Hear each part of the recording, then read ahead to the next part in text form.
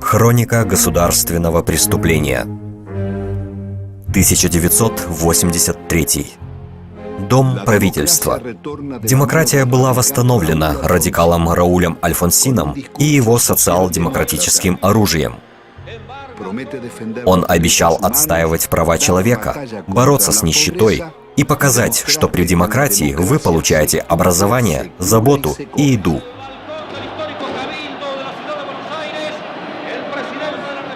Президент Рауль Альфонсин. У нас огромная ответственность за обеспечение демократии и уважение человеческого достоинства в Аргентине.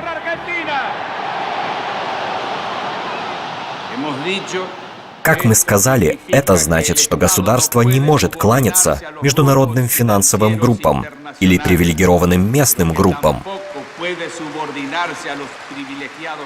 Но государство обанкротилось и должно было сделать выбор. 1984. Министр экономики Гринспун предложил отказ от уплаты долга и поддержку развития. Альфонсин не пойдет дальше и уступает финансовой власти.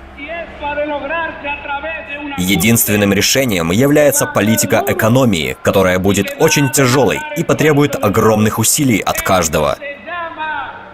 Это называется, мои дорогие сограждане, экономикой войны. Мы все должны учиться этому. 85-й год. Эта радикальная мера называется Южный план. Еще раз огромные государственные средства переводятся в банки и большие корпорации. Хозе Мачинья, председатель Центробанка.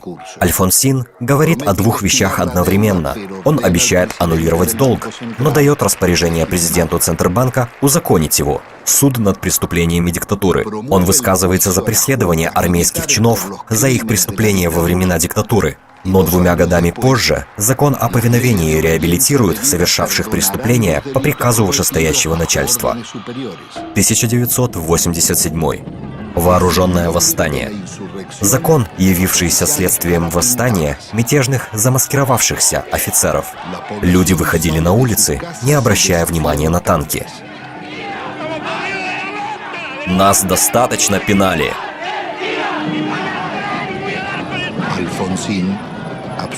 Альфонсин амнистирует мятежников. Дорогие сограждане, с Пасхой!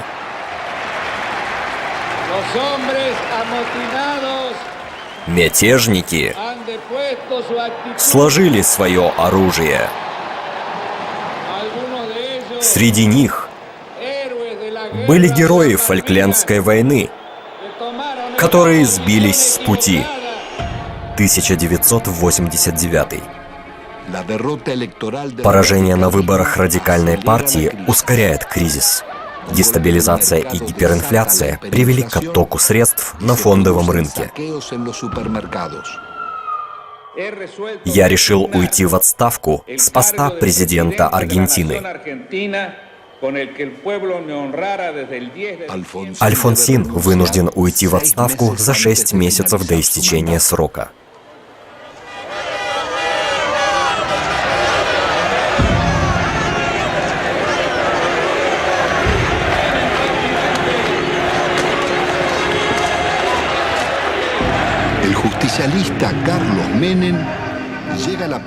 Неоперонист Карлос Менем становится президентом после многих лет правления провинции Ла-Риоя, одной из беднейших в стране. Его молниеносное продвижение совпало с падением Берлинской стены и идеями Вашингтонского консенсуса. Со всей своей искренностью и пасторскими жестами Менем обещает революцию в производительности и повышение зарплат. У него длинные бакенбарды, как у старого бунтаря Факунда Кирога, тигра прерий.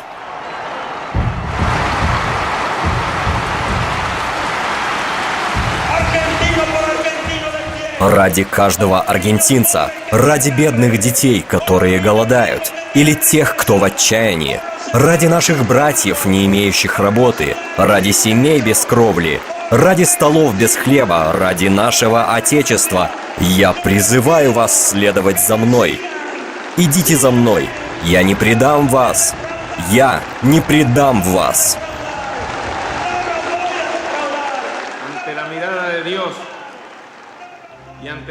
Поскольку Бог мой свидетель, и перед судом истории, разрешите мне провозгласить: Аргентина, встань и иди. Сестры и братья, в единый голос я говорю миру: это рождение новой и славной нации.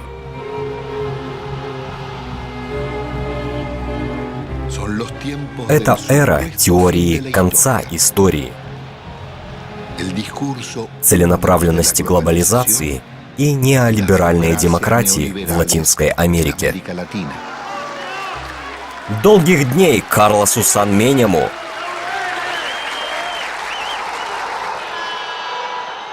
Несколькими днями позже он отказывается от своих бакенбардов и обещанных им реформ и предает своих избирателей. Его программа становится программой либерального консервативного меньшинства, руководимого бывшим мятежным офицером Альваро Алсогареем. Мария Алсогарей – официальное лицо. Все изменилось теперь. Это новые отношения между консерваторами и перонистами. Мы, по-видимому, такие же, но фундаментальные перемены среди нас все же произошли. Исторически будет справедливым, что неоперонистский президент должен был осуществить это.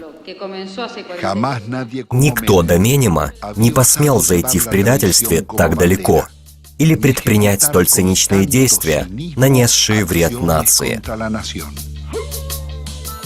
Двуличная игра нового лидера превратит в пыль 50 лет народного сопротивления.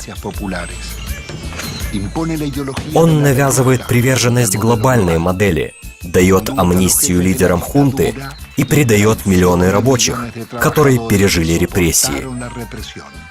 Он отказывается от популярного антиимпериализма и политики неприсоединения, превозносимой Пероном и Эвитой, и дает начало физическим отношениям с Соединенными Штатами. Его политика будет продиктована Всемирным банком и Международным валютным фондом.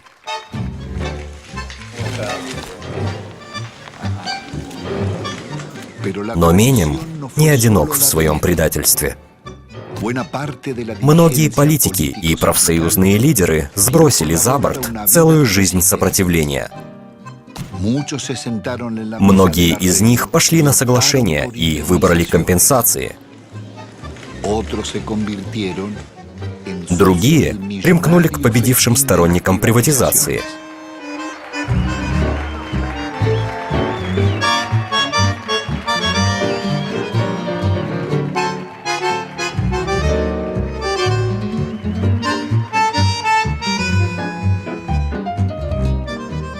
Сенатор Кафиеро, вы являетесь историческим лидером перонистской партии. Как вы объясняете государственную измену Менема? Это происходит неоднократно в политической жизни каждой страны. Вот маленькая французская книжка, восхваляя измену, где доказывается, что предательство является неотъемлемой частью политики. Чтобы добиться успеха, ты должен лгать.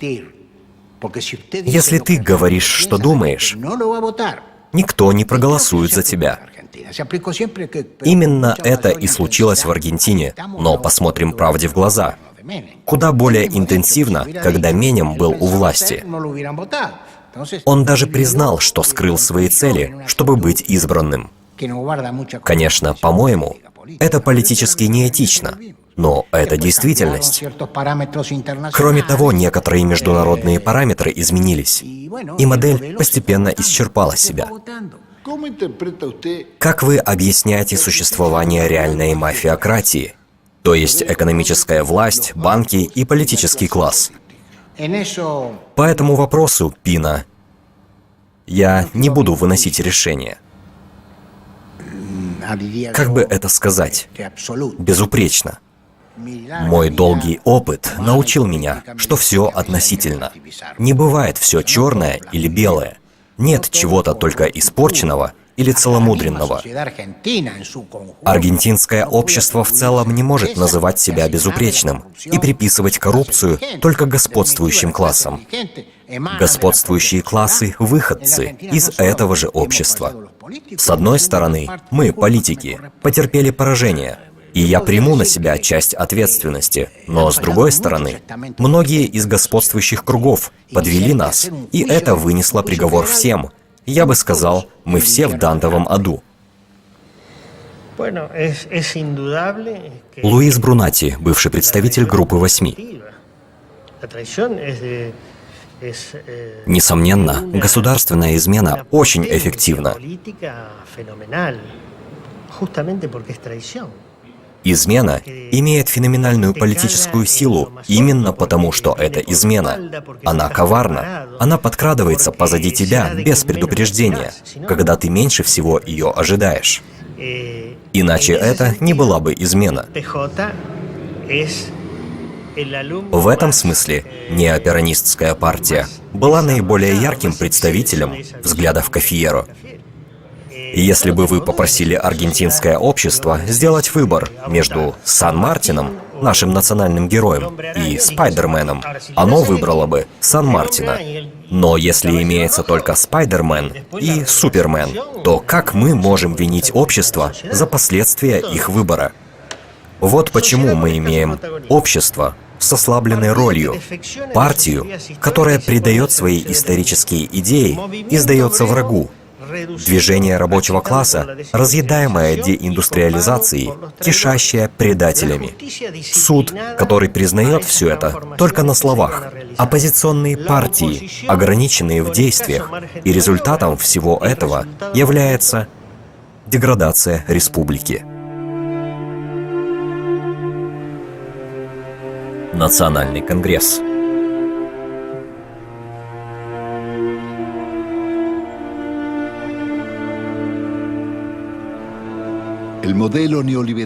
Неолиберальная модель Менема неотделима от упадка республики и коррупции.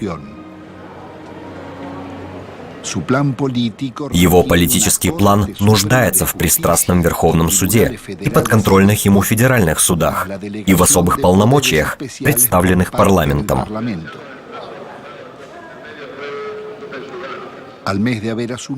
За 1 месяц он получил право принимать законы, реформы государства, которые открыли для него двери к приватизации.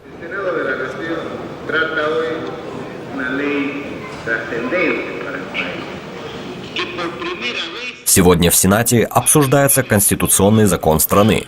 Впервые мы собираемся нанести удар первым делом по структурным слабым местам государства в целом, и в особенности его государственных корпораций. Роберто Дроми, министр общественных работ и коммунальных услуг. Мы должны быть благодарны президенту республики, так как этот закон является началом революции продуктивистов. Демократия была осмеяна парламентом в эру правления Менема. Он предоставил министрам экстраординарные полномочия, абсолютную власть, полную общественную власть. Альберто Арамоуни, экс-депутат Народной демократии. Он дал министрам право приватизировать государственные предприятия без инвентаризации, балансовых отчетов, без предварительной проверки, приносили эти предприятия прибыль или убытки. Это означает, что данное решение было отправной точкой расхищения государственной собственности. Кто голосовал за это? Неоперонисты. Радикалы весьма услужливо. Я очень хорошо помню радикала Ярославского, давшего указания многим своим конгрессменам отказаться от палаты для того, чтобы неоперонисты смогли принять эти законы. Армандо Видал, парламентский репортер газеты «Кларин». Редко выпадает возможность меньшинству прийти к власти, не вызывая сенсации или не произведя выстрела. Однако это то, что получил консерватор Алсогарей за реформу государства. Эта реформа дала Менему абсолютную диктаторскую власть, которую даже диктатор Видела никогда не имел. Алсогарей сказал об этом открыто. Что он сказал? Он сказал неоперанистам, что они принимали участие в экстраординарном движении, что у них была бы полная власть. Альваро Альсогарей, депутат Демократического союза. Но сейчас эту якобы демократическую власть намеревались удержать те, кто когда-то подвергал цензуре, наказанию и кровопролитию. То есть то, к чему привел Альсогарей. Как далеко они могли бы зайти? На что они были способны? На гораздо большее. И они продолжали это. Были обвинения по приватизации государственной нефтяной компании IPF. Конгрессмен осудил денежный перевод сенаторам в качестве взятки в $8 миллионов, но через час опроверг это. Закон о приватизации IPF. Из 130 присутствующих конгрессменов 114 проголосовали за, 10 против и 1 воздержался. Хозе Манзано, министр внутренних дел. Мы должны быть рады, что Палата могла выполнить свои обязанности. Для Аргентины это день ликования. С этих пор нефть принадлежит провинциям. IPF будет котироваться на рынке IPF и приносить прибыль от частных инвестиций. Благодаря этим миллиардам долларов наши пенсионеры будут обеспечены в старости. Эти красивые слова скрывали одно из самых мерзких действий, совершенных парламентом. Подкупленный Конгресс проголосовал за приватизацию IPF и Gas del Estado, двух крупнейших аргентинских компаний. Страна потеряла предприятия, которые финансировали ее инфраструктуры, и, конечно, пенсионеры и рабочие были обмануты.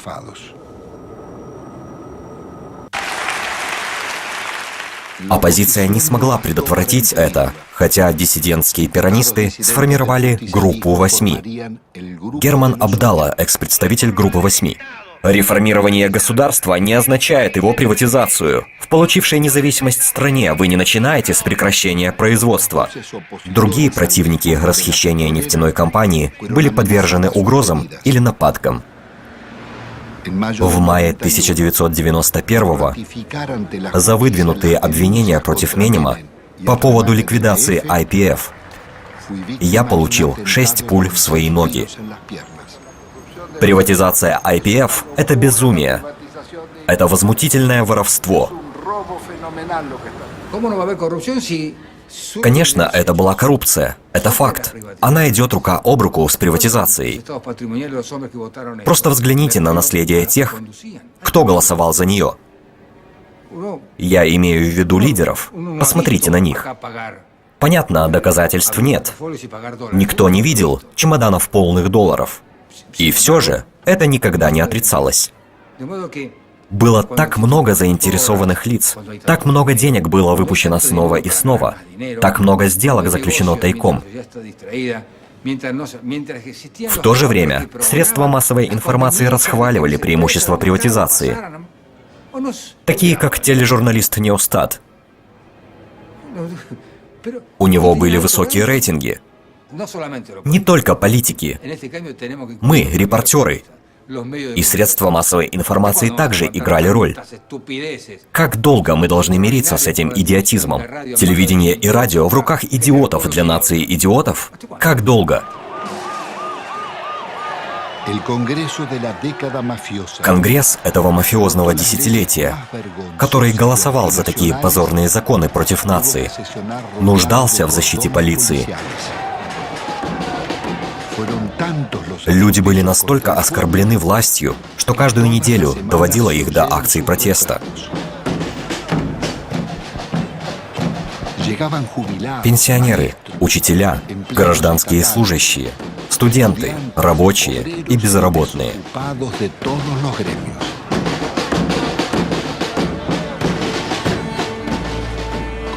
Это было начало темной эры. Национальный бюджет должны были одобрить в Вашингтоне прежде, чем это делалось нашим Конгрессом. Правительство просило от людей понимания, потому что страна была на коленях.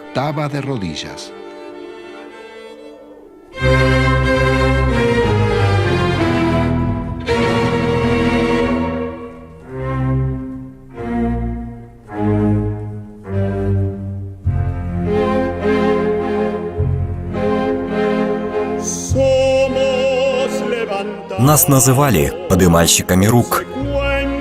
Мы были преданы, связаны долгом. Мы голосовали с закрытыми глазами. Как партия просила нас об этом.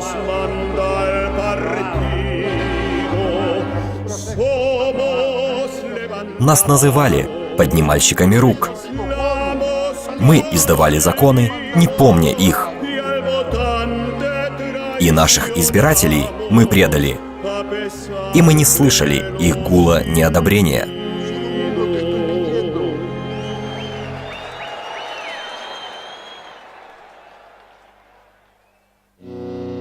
Экономическая модель.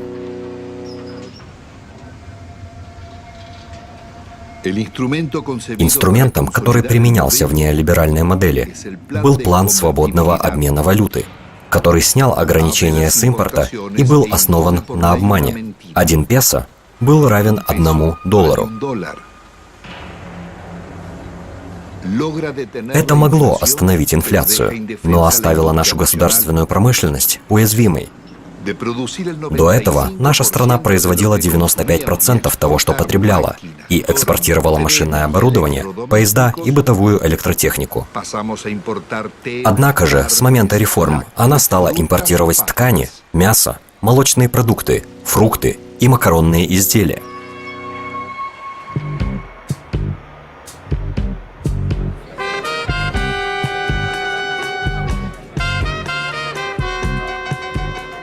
Страна была долларизирована. Вы могли платить за что-либо в песо или в долларах. Но с нулевым ростом инфляции кредитные фирмы и банки предоставляли займы под ростовщические 50% в год, тогда как в США и Европе ставка была 7%.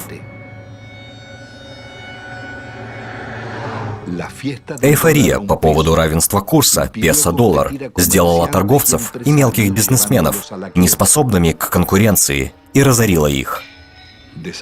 Сотни фабрик и мастерских исчезают.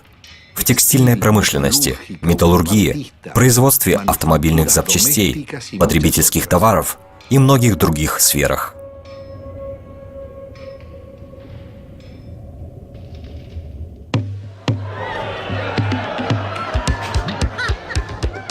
Это были годы, когда похвалялись незаконно приобретенным богатством.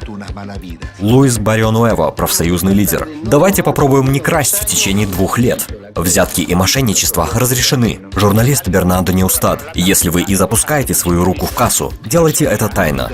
Жизнь приватизирована и ограждена стеной. Службы охраны и загородные клубы. Земля богатых и знаменитых. Амалита Фортабат, магнат. Вы пиранистка? Всегда ей была.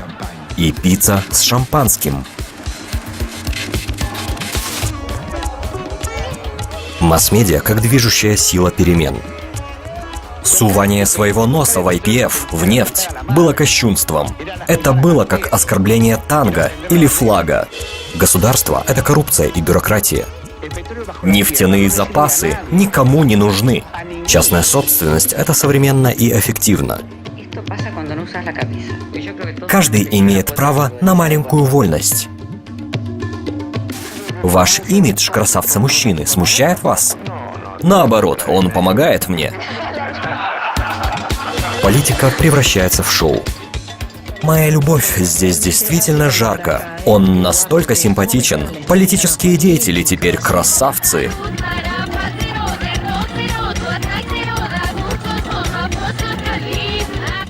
Я потрясен этой экономической моделью. Это ложь, тотальная ложь, что она порождает бедность.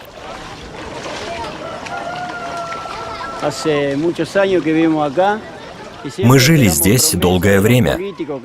Политики всегда дают обещания, но наши местные представители никогда и ничего не делали для нас.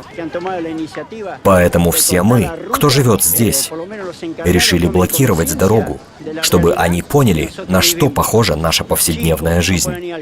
Ла-Матанза, 25 километров от Буэнос-Айреса. Дети не могут добраться до школы. Пациентов нельзя перевезти, так как скорая помощь не может проехать. Мы хотим жить прилично. Мы заслуживаем этого. Мы бедные, покорные, но нас не одурачат. когда они предлагают нам еду, одежду, ботиночки для младенцев. Мы хотели, чтобы они построили дренаж. Были деньги, все, что надо. Но они утаили деньги. Когда дело доходит до кражи, на это они мастера. Они учат людей, как красть. Клаудия Барретто, учитель. Теперь мы не просто учителя, мы также социальные работники. Матери приходят и спрашивают, нет ли у нас лишних тапочек. Мы заботимся о целом обществе. В случае наводнения у нас тут безопасное убежище. Мы принимаем студентов, если у их дома ураган сносит крышу и им негде спать. Дети беспокоятся о своих семьях и хотят взять домой любые остающиеся бутерброды. Мы не можем заставить их сконцентрироваться. Их умы заняты другими вещами. Армандо Аркес, директор школы. Иногда они теряют сознание. Мы спрашиваем их, что ты ел вчера, а сегодня утром? Они отвечают, суп, чай. Они довольно часто падают в обморок. Мы привыкли к этому. Но это позорно.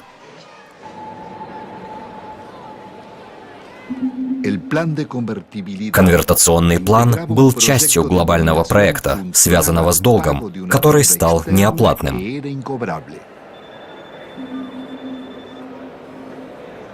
В 1992-м министр финансов Кавала заключил договор с секретарем Министерства финансов США Николасом Брэди об обмене этого долга на наше национальное наследие по сниженной цене.